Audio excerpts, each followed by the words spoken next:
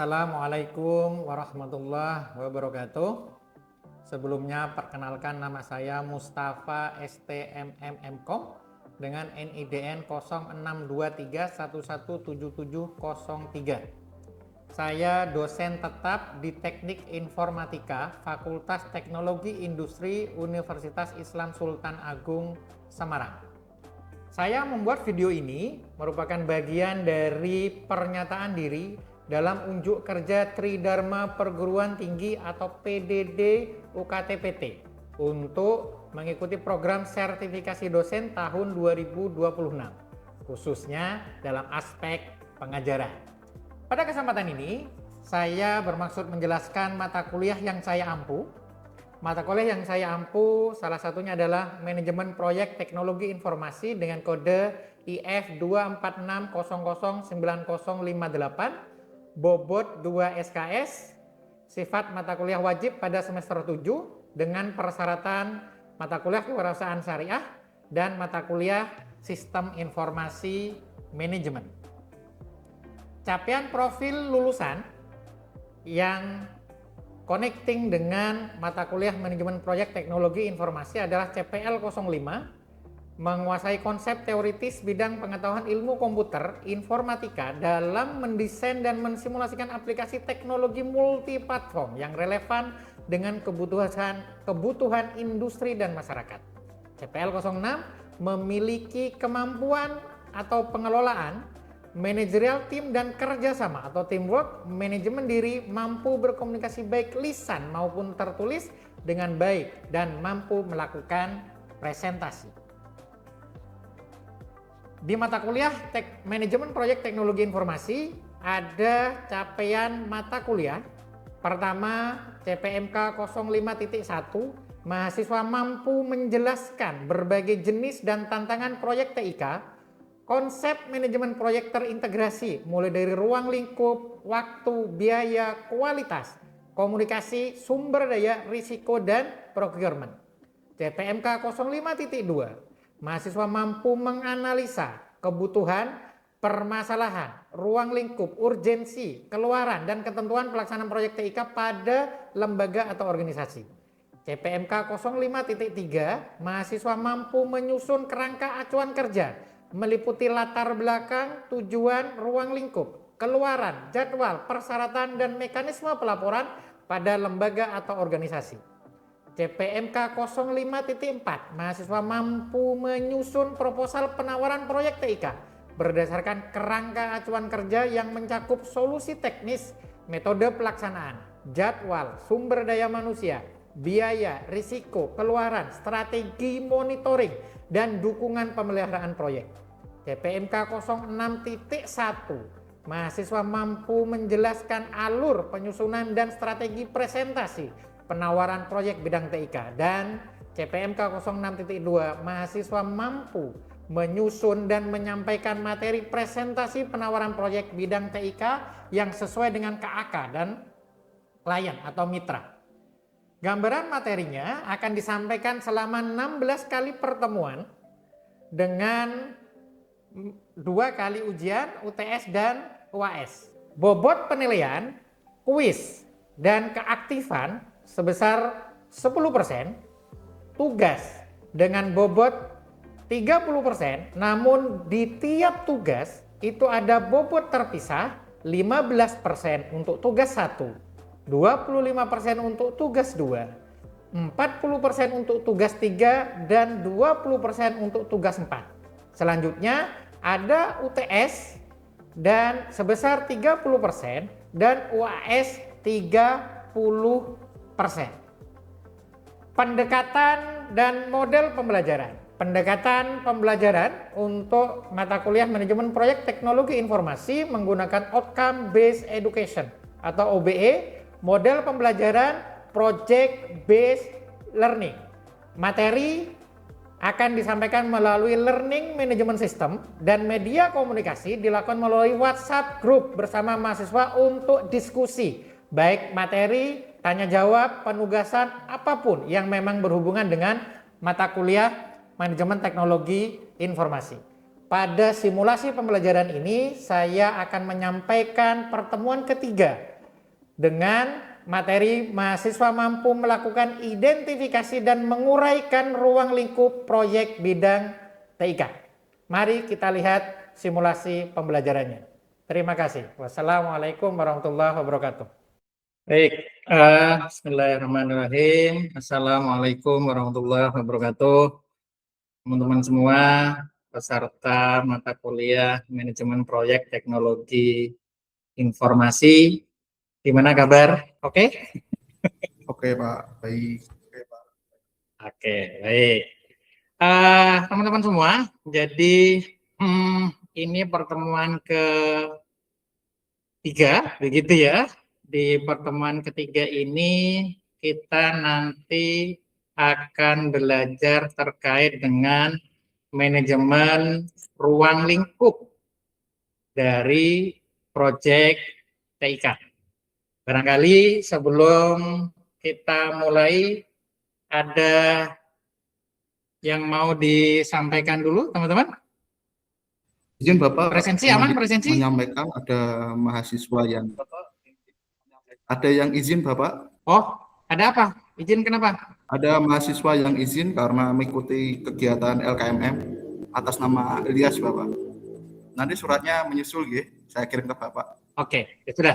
Baik-baik. Nanti gini aja, Mas Rozak, apa namanya yang memang ada izin itu ada keterangan dari panitia di info saja ya ke saya ya. Nanti presensinya bisa kita konsisten lah. Oke, baik. Teman-teman, jadi kita mulai ya. Saya share screen dulu ya.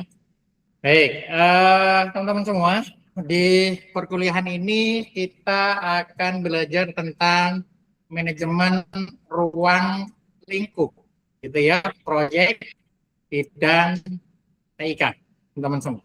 Oke, sebelum kita mulai perkuliahan, ini yang perlu kita pahami, ini pertemuan ketiga ya teman-teman ya.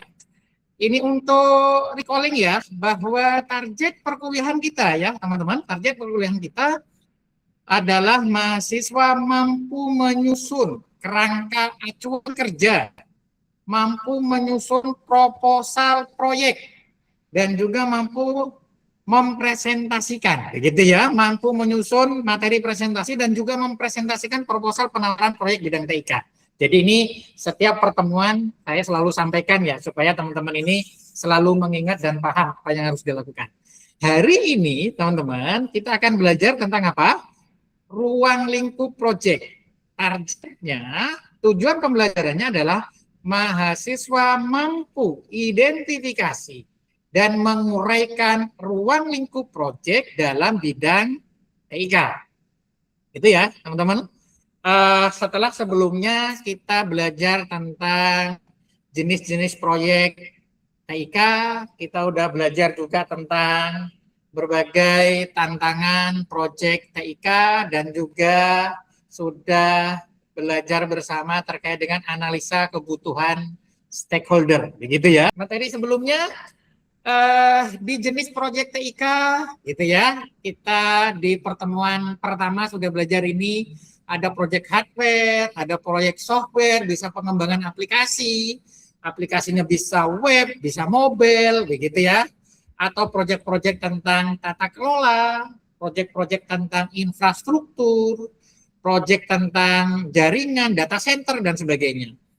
Tantangan nih, teman-teman semua. Tantangan pelaksanaan proyek TIK apa saja? Nih, ruang lingkup bisa berubah. Gitu ya. Ini yang akan kita bahas hari ini ya. Di tantangan proyek TIK itu.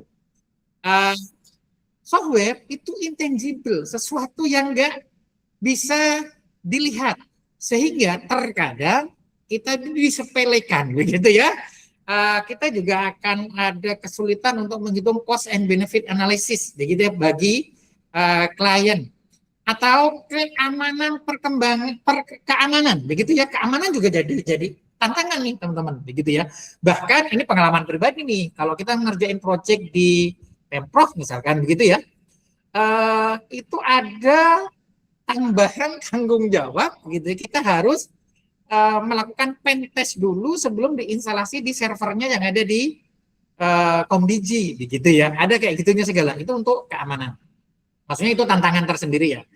perkembangan teknologi. Ini cepat perkembangannya nih. Dulu pakai PHP berapa, sekarang sudah pakai PHP berapa. Frameworknya ada yang pakai CI, ada yang pakai Laravel, begitu ya.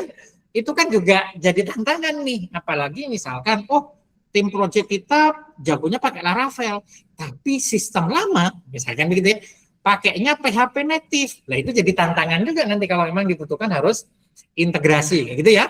Standarisasi sistem lama, apakah ada integrasi ataukah migrasi? Nah kalau migrasi lumayan nih tantangannya, begitu ya, butuh waktu lama. Pengalaman saya pribadi, terkadang untuk migrasi itu punya kesulitan tersendiri dibandingkan ngembangin sistemnya sendiri, gitu ya. Itu tantangannya. Atau kadang kita sudah mau jalan nih, atau sudah jalan, gitu ya, di tengah ini ada perubahan struktur, ada perubahan pejabatnya. Waduh, harus komunikasi awal lagi nih dengan siapa-siapa yang punya kewenangan, gitu ya. Terus kita sebelumnya udah belajar tentang bagaimana menganalisa kebutuhan proyek sistem informasi, begitu ya, proyek di teknologi informasi. Apa visi, misi, harapan stakeholder? Berarti seharusnya ada wawancara nih dengan stakeholder, ada analisa, gitu ya. Usernya siapa, pemilik proyeknya siapa, prioritas problem solvingnya itu gimana, begitu ya. Informasi yang dibutuhkan untuk operasi taktis maupun strategis. Ini kalau sistem ya, teman-teman ya. Jadi nanti di projectnya, teman-teman, karena kita pakai project based learning, nanti projectnya teman-teman akan benar-benar berlatih melakukan analisa, begitu ya, kebutuhan project dari suatu organisasi. Silahkan dipikirkan dari sekarang ya. Nanti di pertemuan berikutnya akan ada tahapan teman-teman untuk melaksanakan proyek itu benar, sehingga nanti diskusinya lebih menarik. Teman-teman semua, ruang lingkup proyek yang baik tidak dimulai dari sekedar daftar pekerjaan, tapi dari pemahaman yang benar terhadap jenis proyek, masalah organisasi, dan kebutuhan stakeholder. Ya, periode sebelumnya di perkuliahan pertemuan ke-1 dan ke-2 ini sudah kita bahas. Ya, teman-teman semua. Ada pertanyaan untuk jenis proyek, tantangan proyek, analisa kebutuhan? Sebelumnya, gitu ya. 2 pertemuan sebelumnya, ada yang perlu dieksplorasi lebih? Kalau nggak ada, saya lanjut ke materi manajemen ruang lingkup. Belum ada ya? Oke, nggak apa-apa. Baik, teman-teman semua. Masuk ke materi yang ini. Manajemen and knowledge area, begitu ya. Jadi ruang lingkup itu ada di mana? Ada di sisi di sini. Stakeholder need dan expectation kemarin sudah kita sampaikan, begitu. Sekarang adalah scope management atau ruang lingkup, ya teman-teman semua. Baik, masuk ke materi spesifik ruang lingkup project IT. Ruang lingkup project IT, ruang lingkup itu apa sih? Ruang lingkup itu meliputi semua pekerjaan yang terkait pada proses untuk menyelesaikan tujuan proyek dan batasan yang perlu diperhatikan. Gitu ya. Ruang lingkup adalah daftar kegiatan atau tanggung jawab yang harus diselesaikan dalam pelaksanaan proyek dari awal sampai akhir. Termasuk bagaimana pelaporan untuk penagihannya. Nanti kita akan jelaskan semua ya, teman-teman. Yang penting sekarang paham dulu, ruang lingkup itu bukan sekedar daftar pekerjaan, termasuk bagaimana standarisasi pelaporan. Teman-teman semua, perkuliahan kita itu adalah manajemen proyek. Berarti sekarang adalah manajemen ruang lingkup proyek. Apa itu? Proses untuk mendefinisikan, mengorganisasi, mengendalikan pekerjaan-pekerjaan apa saja yang termasuk dalam proyek dan pekerjaan-pekerjaan apa saja yang tidak termasuk di dalam proyek. Tentunya proyek yang akan kita kerjakan. Nanti akan muncul yang namanya pekerjaan tambah kurang. Ada namanya form change request. Nanti di belakang ada penjelasan lebih lanjut ya, teman-teman semua. Baik. Oke, teman-teman, ruang lingkup ini sangat penting, gitu ya. Kenapa? Karena di sini mendefinisikan tujuan proyek, gitu ya. Kejelasan yang diharapkan oleh pemilik proyek. Bahkan teman-teman semua, ruang lingkup proyek itu sangat mempengaruhi nanti kita berapa harga yang akan kita tawarkan. time schedule-nya seperti apa, sumber daya yang dibutuhkan seberapa, begitu ya. Risikonya apa saja, manajemen SDM-nya gimana, termasuk yang paling utama, penentuan deliverable dari project. Dikatakan project ini bisa dideliver, bisa dikatakan selesai dan berhasil itu apa? Ada di mana? Ada di ruang lingkup. Setiap saya ada tawaran project, satu poin utama yang selalu saya tanyakan adalah ruang lingkupnya apa, gitu ya. Termasuk bagaimana persyaratan untuk penagihannya, laporannya apa saja. Clear ya, teman-teman? Harus paham. Baik. Manajemen ruang lingkup. Pertama apa? Merencanakan ruang lingkup. Begitu ya. Berarti di sini perlu mendefinisikan, begitu ya, memvalidasi dan untuk pengendalian dari ruang lingkup itu sendiri. Konfirmasi dengan apa? Pemilik project. Gitu ya. Berarti tahap yang kedua, mengumpulkan kebutuhan. Apa? Dari user gimana, dari project owner gimana, dari manajemen gimana, stakeholder lainnya gimana. Didefinisikan setelah itu ruang lingkupnya, begitu ya. Walaupun terkadang poin 1-2 bisa jadi tidak kita lakukan ketika kerangka acuan kerja dari project itu clear. Ya, teman-teman semua. Tapi ini poin-poin ini juga saya sampaikan. Di dalam proses mendefinisikan ruang lingkup, menetapkan tujuan, deliverable project-nya apa, pekerjaannya apa saja, batasannya apa saja, begitu ya. Termasuk di sini ada asumsi dan kendala potensi risiko. Kalau sudah tahu nyusun WBS-nya, validasi ruang lingkup, konfirmasi dan persetujuan ke pemilik proyek tentunya, begitu ya. Berikutnya adalah di dalam pelaksanaan bagaimana kita bisa mengendalikan ruang lingkup. Kenapa? Karena teman-teman semua, ini sudah menjadi rahasia umum. Project IT sangat mudah berubah ruang lingkupnya, tapi kita perlu pahami batasan-batasannya, begitu ya, teman-teman ya. Baik, ruang lingkup tiap project itu berbeda loh, gitu ya, teman-teman ya. Oh ya, nanti kalau memang ada pertanyaan boleh langsung open mic ya, teman-teman ya. Ruang lingkup jenis project, misalkan infrastruktur IT. Ruang lingkupnya apa saja? Biasanya ada perangkat, ada jaringan, ada server, ada cloud, keamanannya, instalasinya, begitu ya. Deliverable-nya apa? Topologinya gimana? Dokumen ya, dalam bentuk dokumen ya. Perangkat yang terpasang, pengujiannya gimana? Makanya di sini ada dokumen uji konfigurasinya seperti apa, kan gitu kan? Yang berikutnya, jenis proyek pengembangan sistem informasi misalkan. Ini yang perlu dipahami oleh teman-teman ini. Fokus skopnya apa? Modulnya apa saja? Ya, role penggunanya, levelnya gimana? Siapa saja? Tanggung jawab masing-masing role itu gimana? Ini harus clear nih di depan. Ya, jangan sampai nanti, wah saya pengennya ada role super admin, bukan hanya admin. Nah, ini kan harus dikelirkan gitu ya. Terus datanya dari mana? Apakah data itu diambil dari sistem yang lain atau ke data itu diinput? Siapa yang input? Siapa yang mengapprove begitu ya? Siapa yang mereview? Siapa yang validasi? Ada integrasi enggak? Laporan yang dibutuhkan apa saja informasinya? Itu harus clear. Oke, project scope. Ini saya bedakan ada dua. Ada project scope, ada product scope. Biar nanti begini ya, biar nanti paham teman-teman semua. Project scope berarti di sini intinya apa? Menentukan tujuan proyeknya, begitu ya, menentukan tugas dan aktivitas yang diperlukan dalam rencana penyelesaian proyek. Komponennya apa saja? Proyek terperinci, jadwalnya seperti apa, sumber daya yang dibutuhkan apa, begitu ya, manajemen risikonya gimana, proses pengendalian perubahan dari ruang lingkup seperti apa, kan gitu kan? Fokusnya apa di manajemen? Waktu, biaya, dan kualitas dari proyek itu. Yang berikutnya, penyelarasan pemangku kepentingan. Begitu ya teman-teman. Memastikan bahwa tujuan, hasil akhir, dan tanggung jawab proyek dipahami dengan jelas oleh semua pemangku kepentingan. Nah, kalau produk scope apa? Tujuan pengembangan produknya. Begitu ya. Ini sebetulnya user harapannya apa? Gitu ya dari produknya itu. Berarti komponennya apa? Spesifikasi desain produknya. Biasanya sistem informasi kan gitu kan. Persyaratan fungsionalitasnya apa saja, informasi yang harus di-provide apa saja, kan gitu kan? Kriteria kinerjanya apa, gitu ya.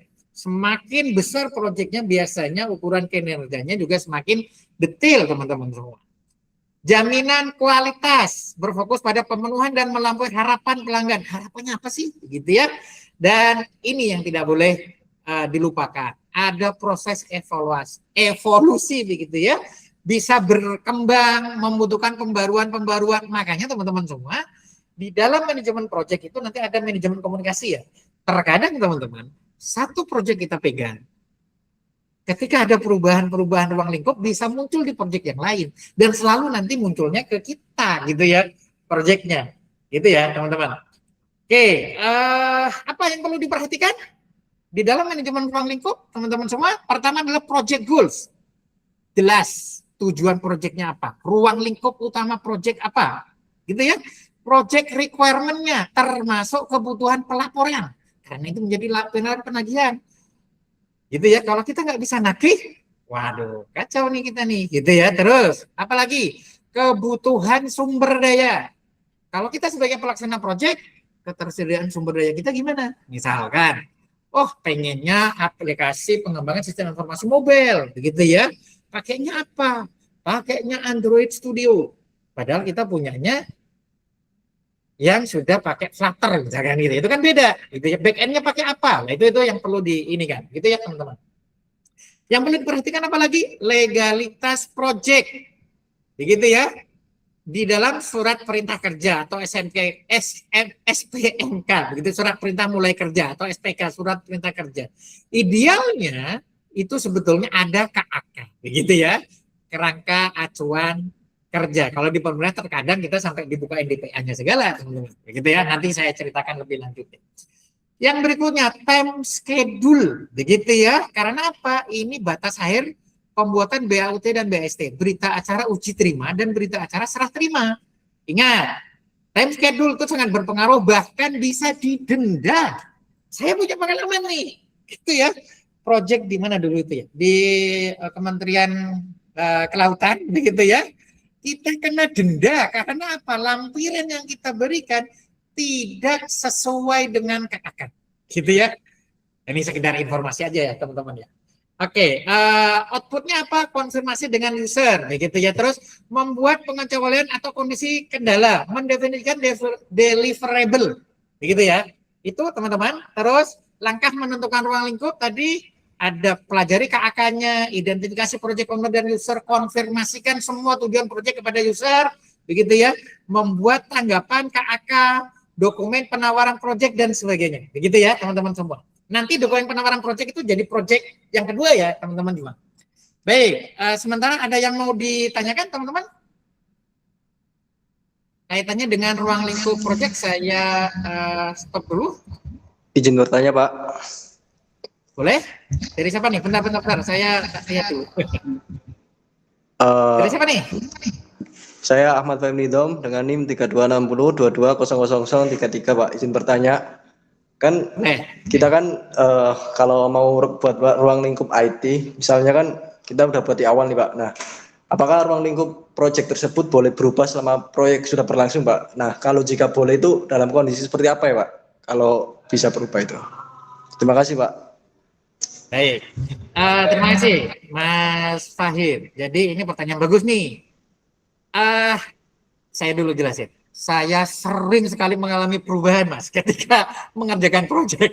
Itu satu hal yang wajar. Karena tadi intangible tadi gitu ya. Cuman bagaimana kita begitu ya. Pertama kita lihat apakah perubahan ini mempengaruhi secara keseluruhan. Gitu ya. Selama masih bisa diakomodir, it's okay. Karena apa? Kita menjalin komunikasi dan hubungan yang baik. Supaya ketika nanti ada proyek yang lain, ya tidak berpindah ke yang lain, gitu ya. Catatan yang kedua, itu bisa kita akomodir, begitu ya. Ketika memang tidak mengeluarkan sumber daya kita. Misalkan, sumber daya kita itu, wah ini mintanya awalnya web, berubah jadi mobile. Wah itu sumber dayanya riskan itu, gitu ya. Ya, kalau itu boleh ditolak. Kayak gitu ya. Lah, sama satu lagi mungkin, sebelum kalau ada pertanyaan yang lain ya. Ini ada materi sebetulnya, ketika ada perubahan itu, di dalam manajemen ruang lingkup teman-teman, itu ada yang namanya change request, begitu ya. Di sini ya, change request. Saya ini kan dulu. Jadi pada saat ada apa namanya pada saat sudah jalan, kalau ada permintaan perubahan ruang lingkup, ada change, ada dokumennya, ada form untuk change request, gitu ya. Dan change request itu diputuskannya masih dalam ruang lingkup SPK atau melipir sedikit nggak apa-apa lah, itu bisa diterima. Tapi kalau riskan, membutuhkan sumber daya yang ini, ditolak, nggak apa-apa. Itu bagian dari ini. Bahkan bisa kita sampaikan begini, Mas Fahim, atau teman-teman yang lain juga ya. Kalau itu terlalu besar, kadang saya seringnya komunikasi begini, Pak, ini ruang lingkupnya di luar yang kemarin. Ini ikut pengembangan tahun depan saja ya, dibajetin lagi. Gitu. Paham, Mas Fahim ya?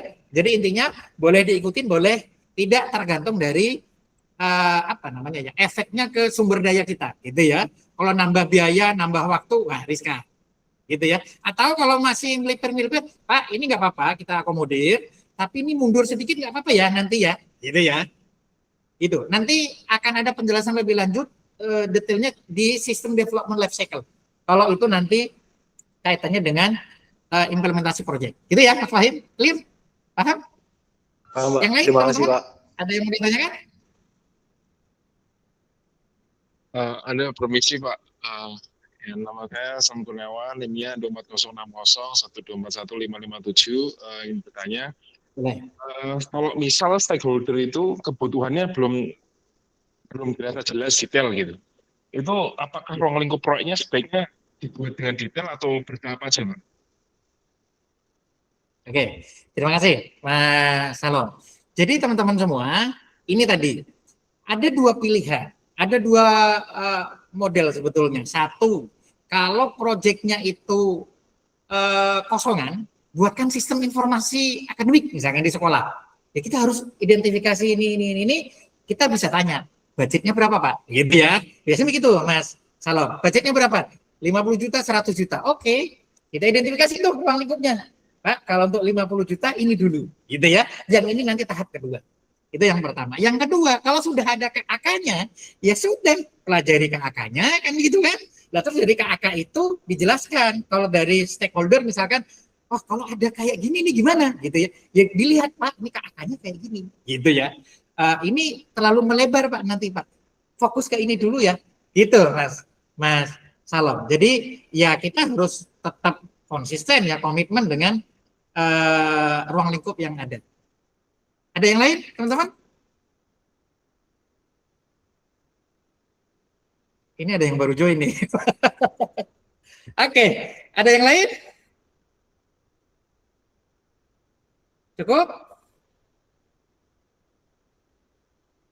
Cukup ya? Oke.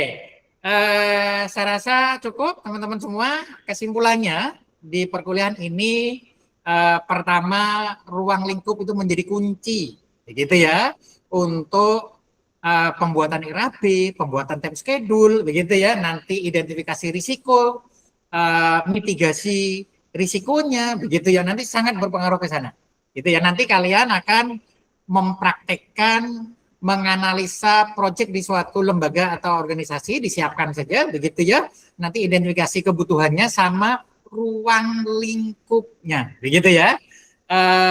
Teman-teman semua jangan lupa nanti untuk, oh ya sekaligus saya sampaikan di pertemuan berikutnya, setelah hari ini kita belajar ruang lingkup, ini saya sudah siapkan teman-teman, gitu ya. Nah, di pertemuan berikutnya kita akan menganalisa kebutuhan sumber daya dan menentukan prioritas proyek bidang TIK ya. Dan nanti akan ada penugasan untuk penyusunan kerangka acuan kerja, gitu ya teman-teman ya. Dari mana kerangka acuan kerja? Ya tentunya dari ruang lingkup yang tadi kita pelajari semua. Silahkan kalau nanti masih ada pertanyaan atau apa, bisa dikirim di WhatsApp group, gitu ya. Sehingga nanti bisa langsung kita bahas, diskusikan di WhatsApp group, atau nanti saya jelaskan pada saat pertemuan berikutnya. Yang jelas teman-teman sekarang sudah mulai prepare. Oh nanti di pertemuan keempat akan belajar tentang ini nih. Termasuk nanti teman-teman juga akan belajar, ada penugasan untuk membuat kerangka acuan kerja. Pertemuan berikutnya ya. Sampai ketemu lagi teman-teman. Saya tutup. Terima kasih. Wassalamualaikum warahmatullahi wabarakatuh.